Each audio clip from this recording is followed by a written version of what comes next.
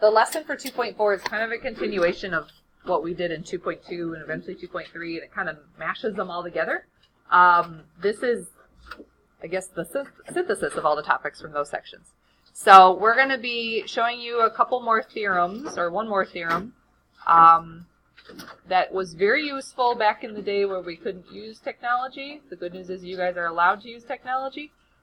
So when it comes to your homework, we're going to show you how you can use your technology to kind of assist you and not cheat, but, you know, it's one of those using your resources moments. We talked about that already. Got a lot of learning to do today, guys, starting with the first theorem, which is called the rational zero theorem, or the rational root theorem. So this theorem is utilized mostly when you can't use technology, or if you're trying to see if you're even on the right track.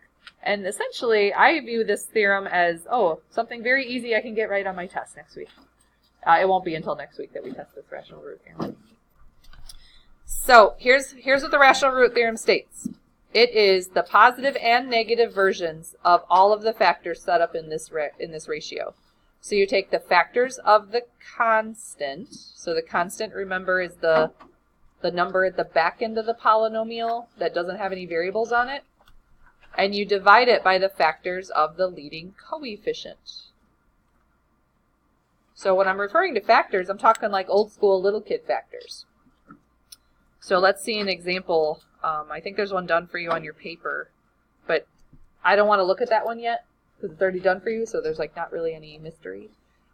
This is how I would, this is not on your paper anywhere, guys, just watch this one. If I was asked to list all the possible rational roots, the first thing I would do for my teachers, I'd write down a plus or minus sign because it's both positive and negative. And then I'd identify who my constant is. Don't worry about the negative sign, just the 36 itself.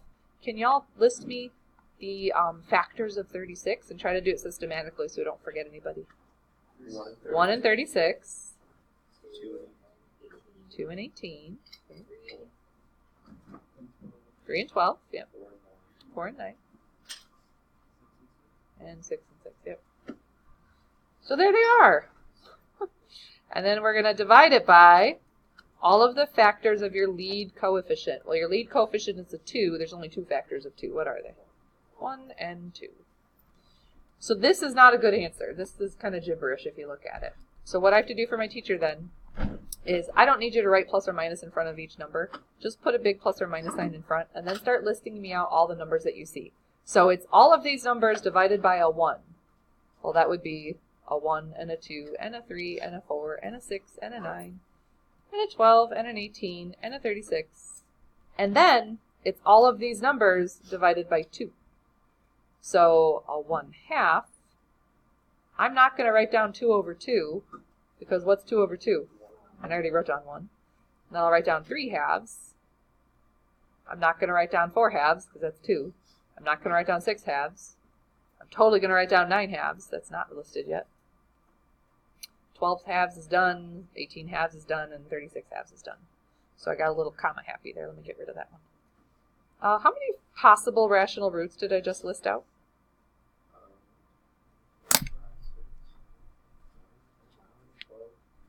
24 different possible rational roots that this polynomial could have, okay? So you might be asking yourself, why do I want to know that? Well, for you, the reason you want to know it is, number one, you're going to get a point, you know, on the section for getting that right, so yeah, you. But this was utilized heavily back in the day where you couldn't use technology to determine where to start your synthetic division. So if this was my question back in a long time ago days, and they were like, do synthetic division to factor your polynomial.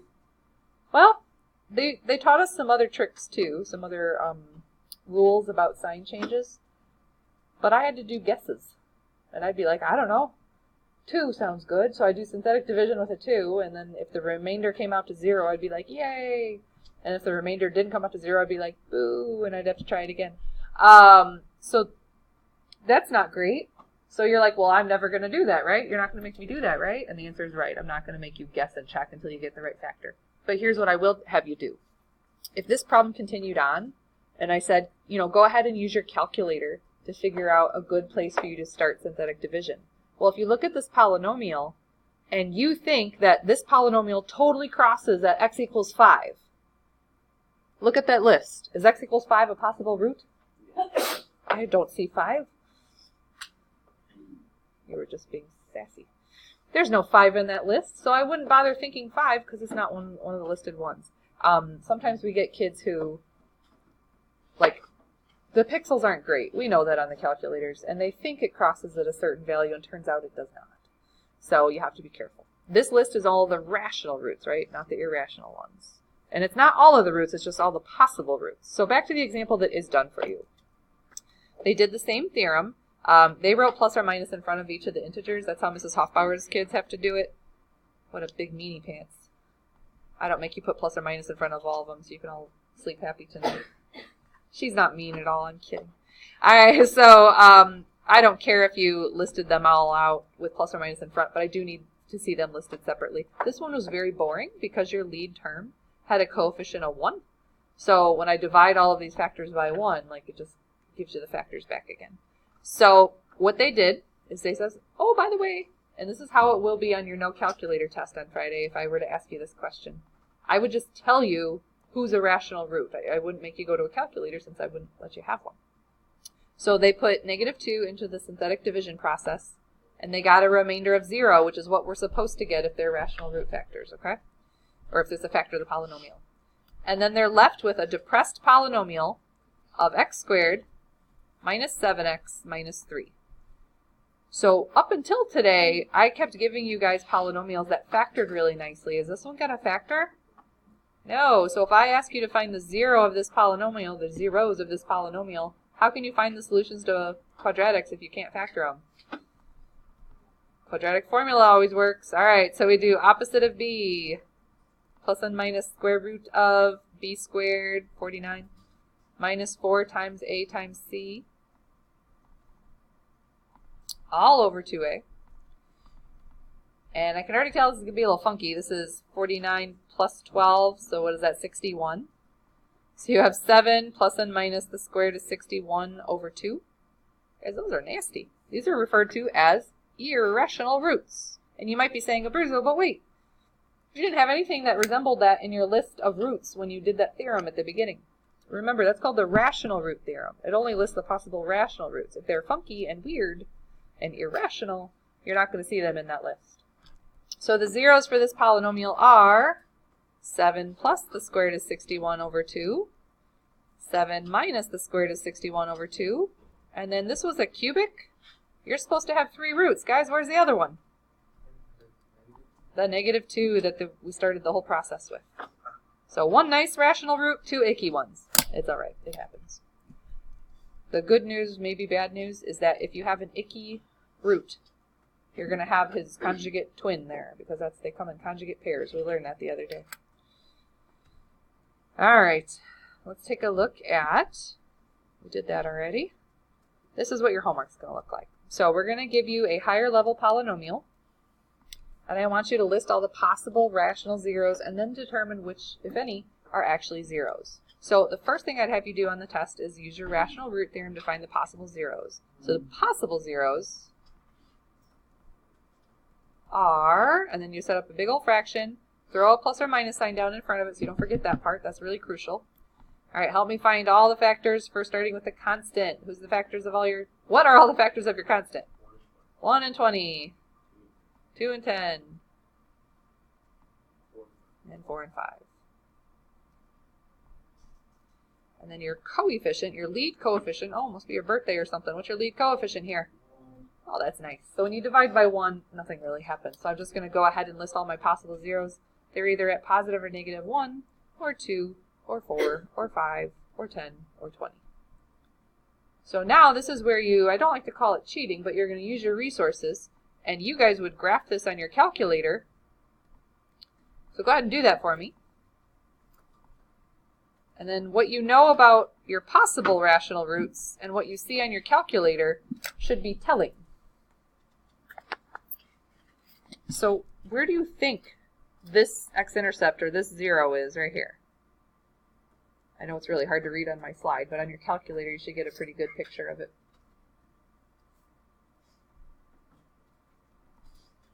Does it kind of look like it's at -2? And is -2 one of the things I listed out? So it's possible. Here's how you're going to confirm, because we know sometimes in PreCalc they're funky and they aren't quite what they seem. Just hit the trace key You could also go to the table, but hit the trace key, type in -2, and hit enter. Does it give you 0? Okay, so -2 it is. So -2. And then where do you suppose this guy is? Check your calculator, not my screen. Think it's at +2? All right, same thing. You could verify on your table or by hitting trace. But 2 is one of my possible listed roots, so I'm feeling good about that. Is it 2? Cool. And then I think there's one more, and it actually is a nice one. I'm thinking that's at a 5, but we're going to trace or use your table to confirm that there's a 0 at 5. And you just know it off the top of your head because you're a calculator. That's pretty cool. So here's what I would expect you guys to put together in your brain as you're doing your homework or as you're doing your test in the future. If you just told me there's a 0 at -2, at 2, and at 5, if those nice zeros aren't listed up here, something's wrong. Okay? You're making too many assumptions about your polynomial, or you typed something wrong, possibly. Okay? All right. So the rational root theorem, I know you're looking at it going, that looks kind of stupid. There's not a whole lot of uses for you guys as far as, like, you don't depend on it. But man, it's a really nice double check if you're looking at, oh, what are the things I should start guessing with? What do I think the answer is? And of course, if there's ever a case in your future where you don't have a graphing calculator, you would have to make a bunch of guesses and checks, and it's not fun. All right, this is the conjugate root theorem that we talked about earlier last week, because we did end up throwing this at you on your test. We gave you a really nice monomial conjugate set, but the idea is the same. Anytime you have a complex 0, they have to come in complex conjugate pairs. So a conjugate to 2 plus 3i would be 2 minus 3i, right? What would be a conjugate to 4i? Negative 4i. So the monomials are a little easier to look at. The binomial ones are kind of gross. And then don't forget, complex numbers in math don't have to have I in them. I know we kind of associate that with the imaginary number system, but this is considered a complex number as well. It's definitely an irrational number. But you guys saw in that last example with quadratic formula, you got conjugates. They're just irrational conjugates. So that's what happens when you solve quadratic formula. You get 2 conjugates. All right, so keeping that in mind that they come in complex conjugate pairs. Before I move on to the next examples, I need to share a little secret about polynomials with you in factoring. When you guys have a quadratic, what we used to call a boring quadratic back in like algebra 1. So it has a 1x squared as the first term. Right here. If I wanted you to solve this, you would probably factor it, right? And you'd be like, this is x and x, and this is plus 3 and plus 2. And if you went ahead and you solved your factors, you get your 2 zeros, your 2 solutions at x equals -3 and x equals -2. Now, if you can think backwards, if my really good strong factors can kind of go like, yes, there's definitely a pattern that relates your 2 factors, wrong word, your 2 zeros to the value for b and to the value for c. Anyone want to make a claim how these 2 zeros are, okay, it is the product. It's the product of your 2 solutions. If you multiply them together, you get c. What about b? You add them. Okay, so if I add them together, I get -5. Okay, So so it's the opposite of the sum. Very good. So you add them together, but you give the opposite sign. You do know this. Somewhere in the back of your brain, you know this. Okay? So if I gave you an algebra 2 question, and I said, like, you have 2 solutions at x equals 7 and x equals -1. Whoops, that's a 1.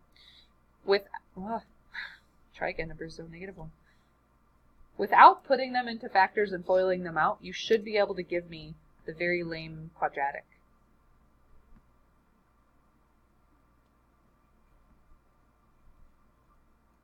Okay, so remind me what goes back here again?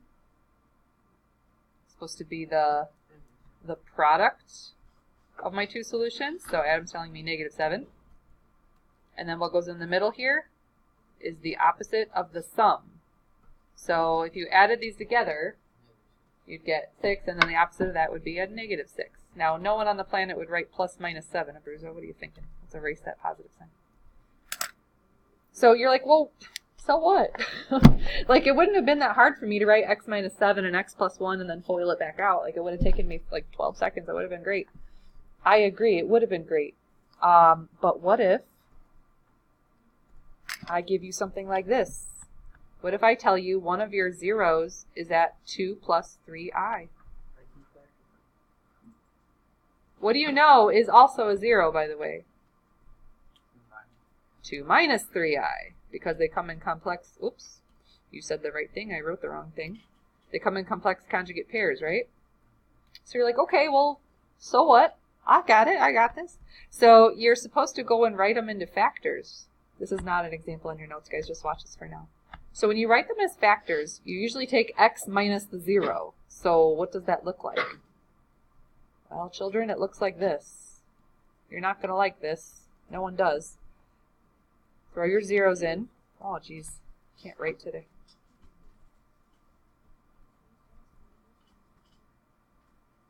And then you're like, well, what's so bad about that? Well, I'm going to ask you to FOIL that out. And this is where I lost first hour. They were like, okay, so what are you thinking, Daniel?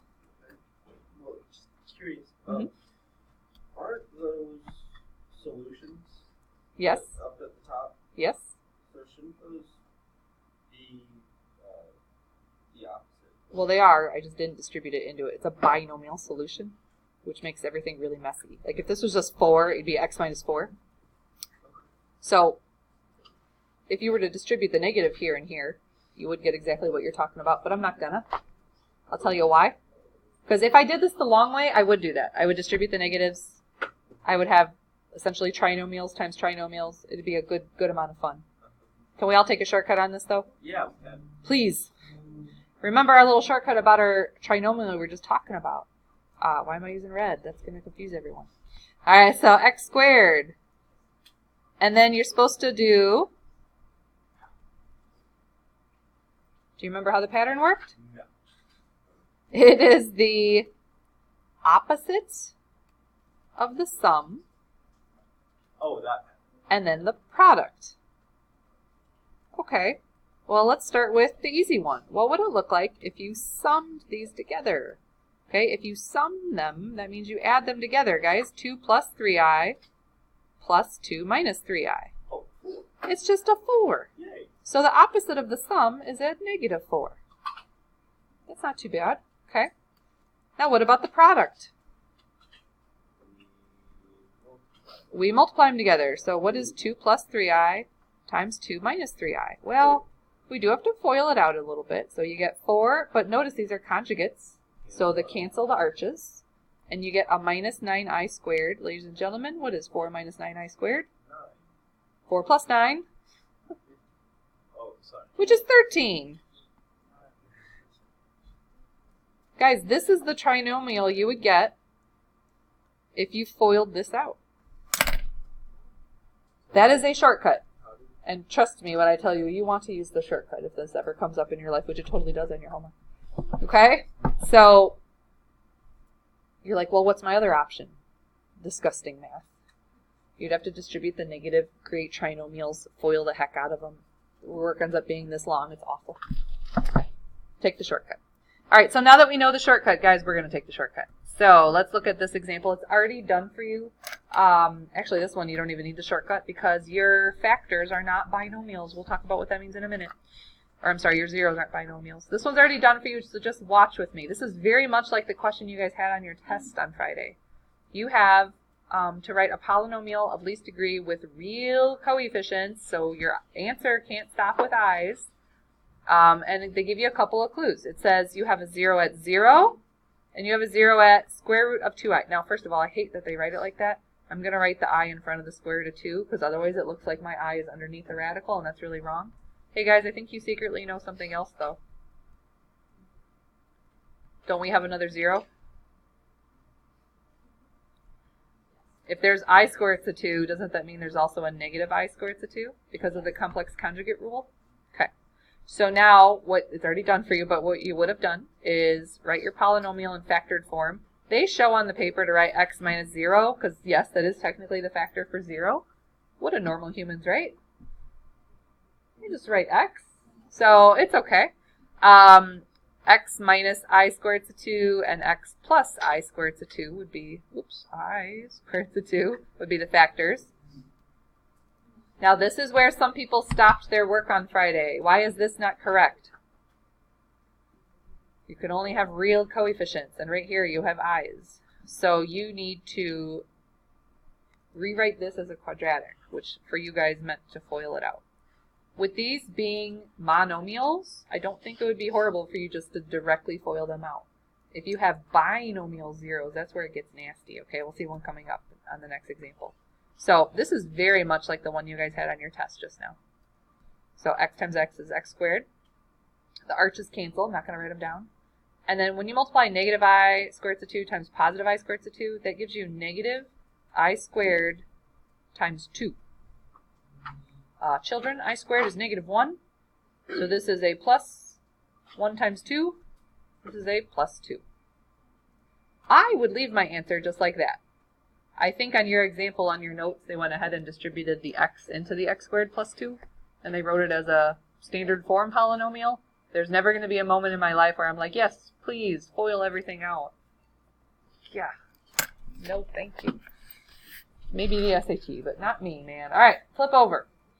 It's about to get nasty, guys. Remember that shortcut? We're going to need to use it in a minute. Like right now.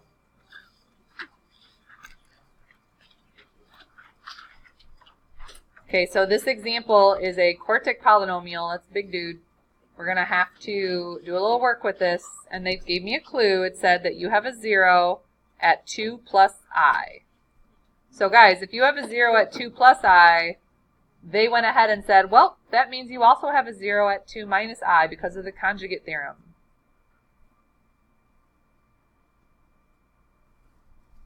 Okay, so notice what they did next. They wrote them in factors. Cool. All right, so they used brackets. They don't like to use brackets and parentheses. Or they don't like to use double parentheses in your book. I don't care if we use double parentheses. If you guys wouldn't mind, I would like you kind of stick to the left side of your paper. I would like you to rewrite this the way you naturally would have written it, which would be like this.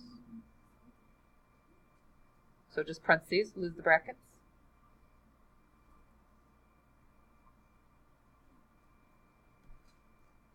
And I want you to use the shortcut.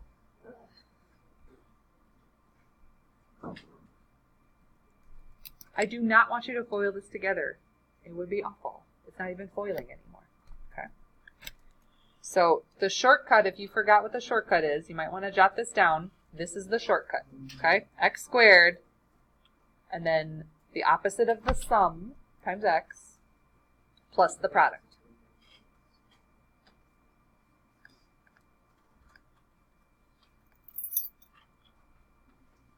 Okay. So x squared, I got that. Can you figure out the sum for me? What would happen if you summed those two zeros together? They were 2 plus I plus 2 minus I. You get a 4, right? So I'm going to write down the opposites of the sum, so minus 4x. Why am I going blue? What's happening here? All right. Plus, now I need you to find the product. I know many of you guys can find the product of these in your head without showing any work. I get that, but these are your notes, so I don't think it helps you to skip steps, so you should write it out. You got a 4, the arches cancel, and you got a minus I squared, but ladies and gentlemen, isn't I squared negative 1? So this is really a 4 plus 1, so the product is a 5. This is the shortcut way of figuring out what happens when you multiply those two factors together. That's supposed to be written right up here. Now, I got some bad news for you. You're supposed to take the original polynomial and somehow make it smaller. Normally we would do that through successive synthetic divisions. We don't do synthetic division with complex numbers. So your only other choice now is to use long division. Hopefully you have a little bit of space over here on the right hand side. I'm going to just create another screen because, yeah. Try to find some space.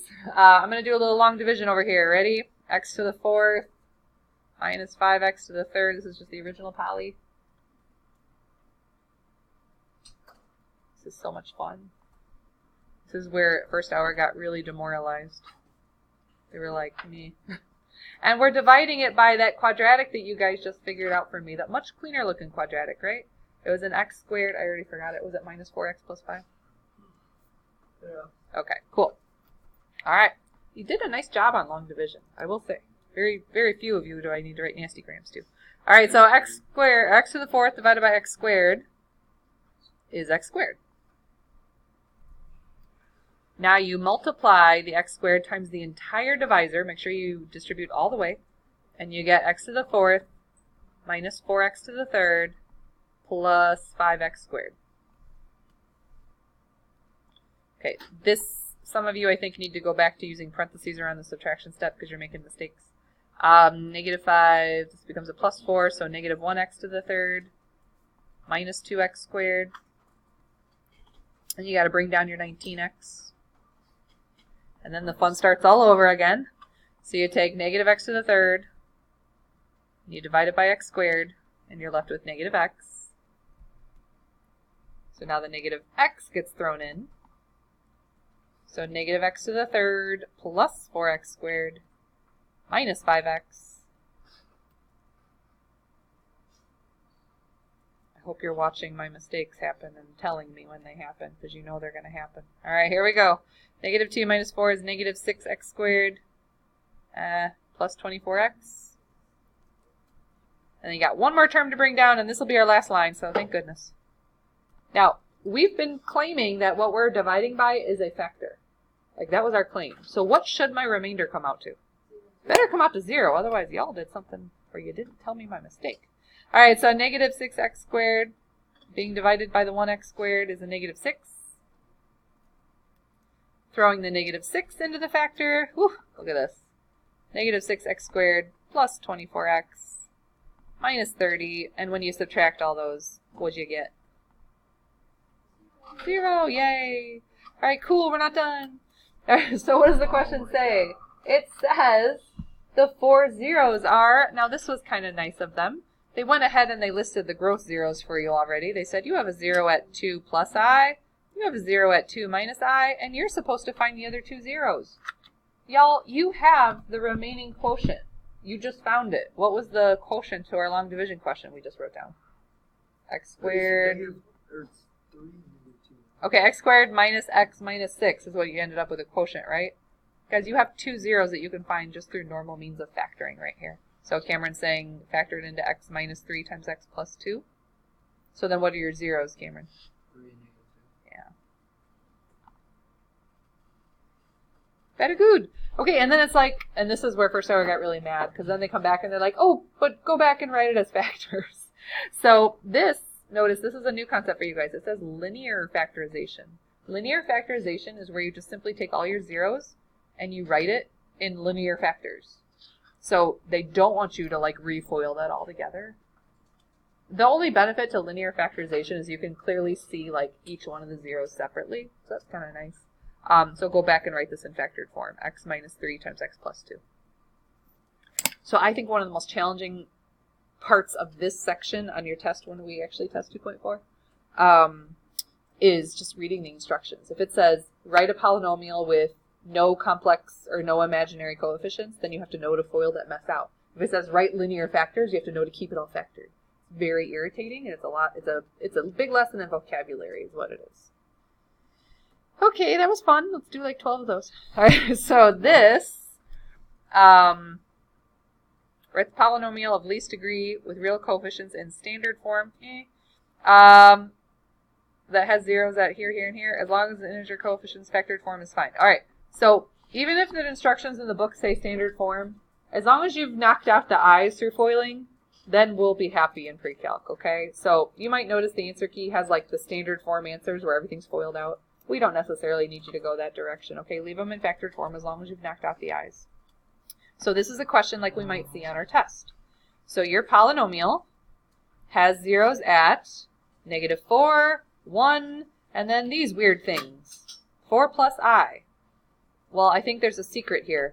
Isn't there another 0? 4 minus I. Aha. All right, here we go.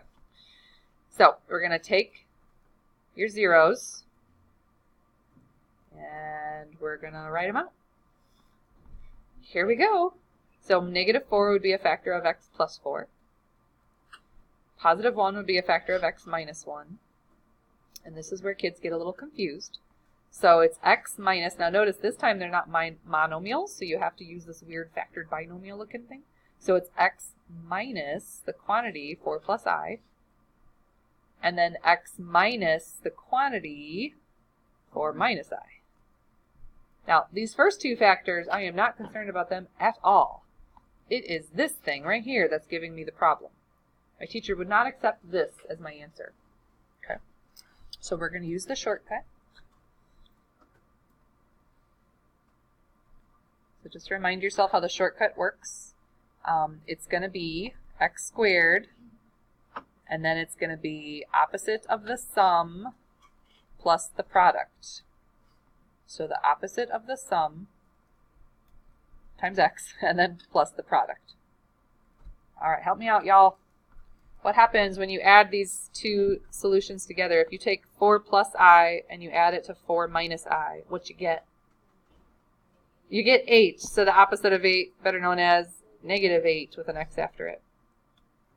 The product, you might want to show a little work if you're not sure where the product's coming from.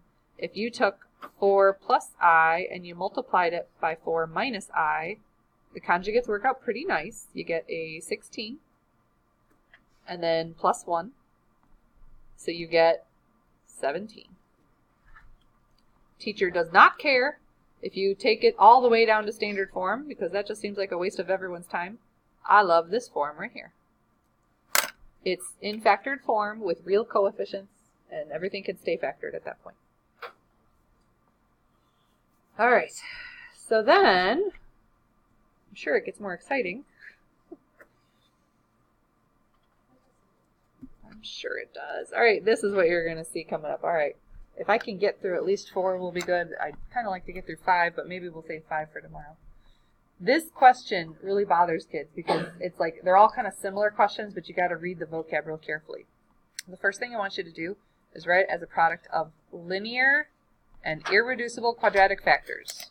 So what that means is, like on this last question that we just got done with, this guy right here, this is an irreducible quadratic. That's fancy talk for a quadratic that doesn't factor nicely.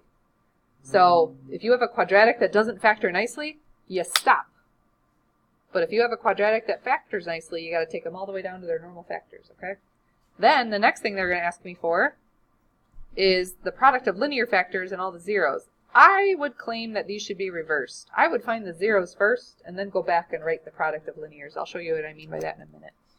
All right, and this is where we're also going to kind of use our graphing calculator for some assistance. On the graphing calculator, when you graph this original polynomial, it appears that x equals negative 6 is a 0, and they confirm it by using the trace key or the table. Turns out, yes, x does equal negative 6. That is a 0. And then similarly over here, where x equals 4, that is another x-intercept.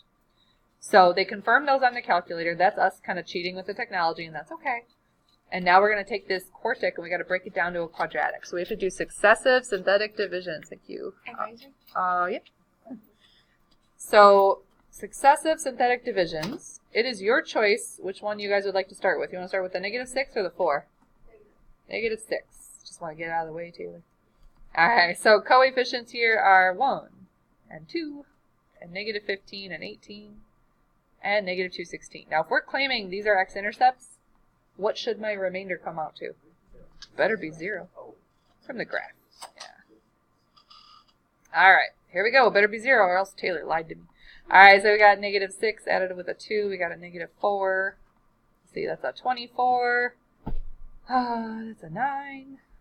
Oh my gosh. I'm all of a sudden running out of mental math skills. Help. 36. Negative 36. Okay. That is a 216, right?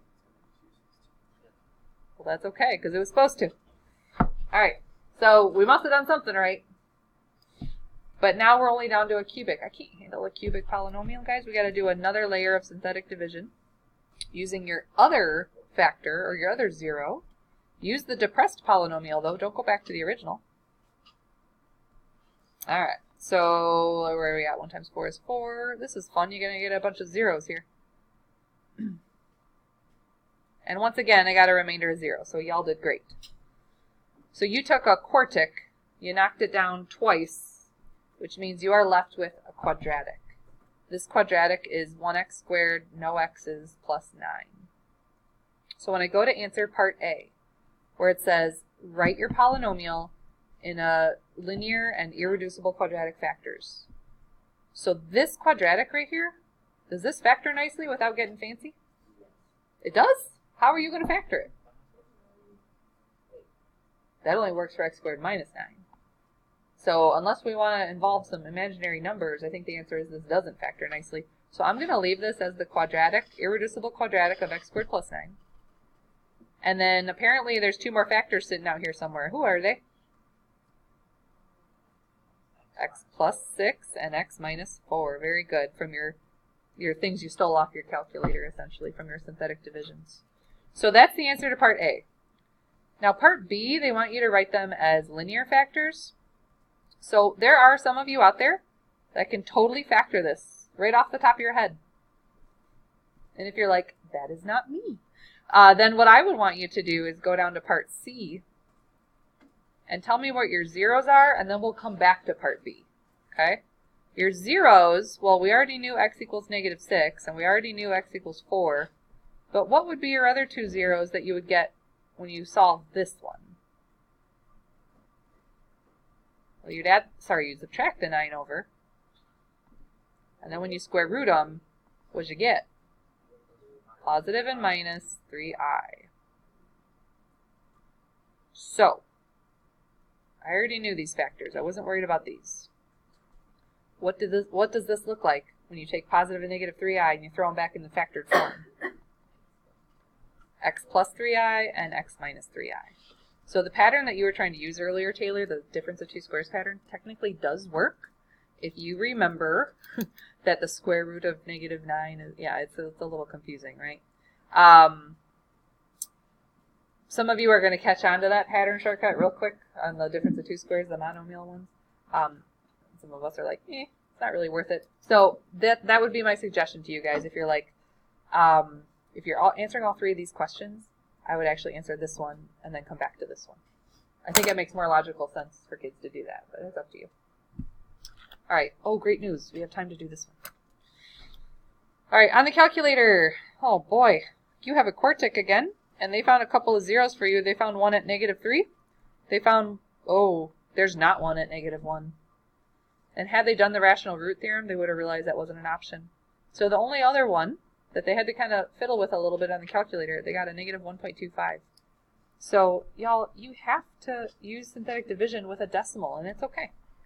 All right, let's do the negative 3 first, though. So negative 3, and then we've got a, let's see, a 4, a negative 15, a 43, a 577, and a 615. All right. Watch my math, because you know this is going to go poorly. All right, is that a negative 27 times 81? Okay, 81 here. 124. Yeah. All right, minus 372. If I add this up, I get... I'm just copying from my key. Don't be impressed with me. All right, and then this is a negative 615. Ooh! All right, I'm feeling good about this because we did just get a remainder of 0. Now, you're going to have to do this again, but with the negative 1.25. Now, if you'd rather call that the fraction negative 5/4, that's fine. Doesn't really matter since everyone and the brother is going to be using their calculator on this stuff. All right, so 4 times negative 1.25 is negative 5. So that's negative 32. And then negative 32 times negative 1.25 is 40. That's 164. And what do you know? That's negative 205 with a remainder of 0. Cool. All right, now be careful. This quadratic right here, this is a 4x squared minus 32x plus 164. When they want me to go ahead and factor this, okay, I'm going to run out of time. Okay, we're going to stop this lesson here. You're going to have to, like, to be continued, man. Oh, I won't be able to sleep tonight not knowing. Okay, this is more than a 1-minute explanation. So we're going to come back to this first thing tomorrow, okay? Darn.